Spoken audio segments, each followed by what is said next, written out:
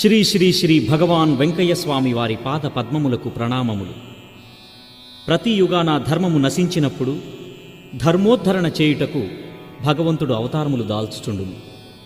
కొన్ని అవతారములు దుష్ట శిక్షణకు, కొన్ని అవతారములు శిష్ట రక్షణకు ప్రభవించును.